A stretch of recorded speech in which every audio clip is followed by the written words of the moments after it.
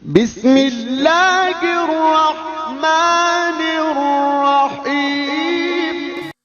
د موږ په نن ورځني درس کې موضوع مو د پروژې په اړه د هغو د تاریخ یا ډیټ په اړه ده. موږ دوه قسمه تاریخونه لرو.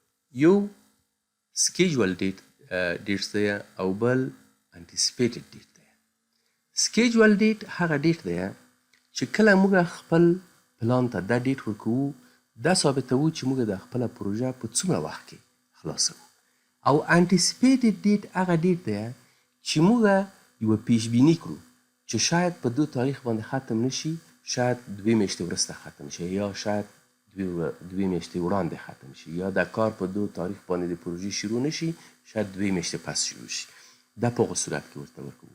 اما خپله پروګرام د پرایماویرا انټیسپیټډ ډیز نه پیژني، یعنې هغه موږ ته نه راښیي هلته چې موږ ته یې راوښیي چې انټیسپیټډ ډیز هغه دي. موږ ته په حقیقت کې دغه سکیجول ډیټس راښیي.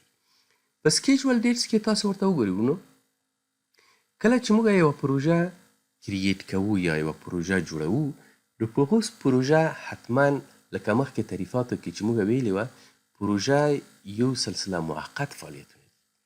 موقت فعالیتونه څه معنی؟ په دې معنی چې یوه پروژه په یو معین وخت کې شروع کیږي او په یو معین وخت کې ختمیږي، او دغه فعالیتونه هم په دغه معین وخت کې په دغه پروژه کې سرته رسي.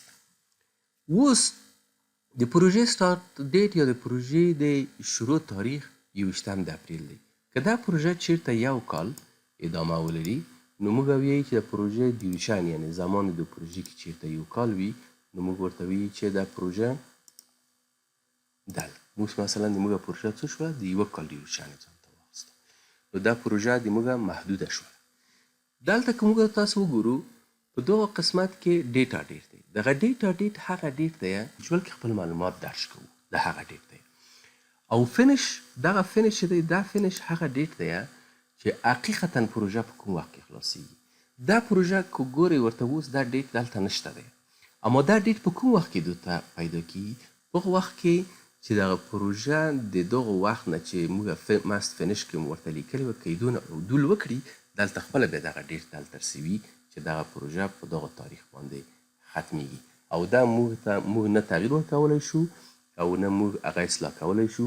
دا خپله د پرایماویرا سافټویر دا شی کلکولیټ یا برآورد کوي او دلته یې لیکي. بل اکچوال سټارټ ډیټ دی او اکچوال فینش ډیټ دی. دا خو د موږ پلان شوی ډیټ دی. کیدلی شي موږ 10 ورځې پس د دونه په پروژه باندې کار شروع کړو، یعنې موږ پلان کړې ده په 21 د اپریل، موږ یې نشو کولی چې په 21 د اپریل باندې دا پروژه شروع کړو. کیدلی شي چې 20 ورځې پس شروع شي. کله چې د 20 ورځې پس شروع کېدل، د 20 ورځې جمع دغه 21 تاریخ د اپریل جمع کوو او په دو ځای کې اکچوال یا حقیقي تاریخ د شروع د پروژې لیکو. او دا هم اکچوال فینش دی، یعنې هغه تاریخ چې په حقیقت کې دغه پروژه په هغو کې خلاصیږي. دا و د موږ نننی درس. په راتلونکي درسو کې به په خیر سره د پروژې په اړه باندې نور جزئیات هم مطالعه شي. ډېره مننه، ښه وخت ولرئ.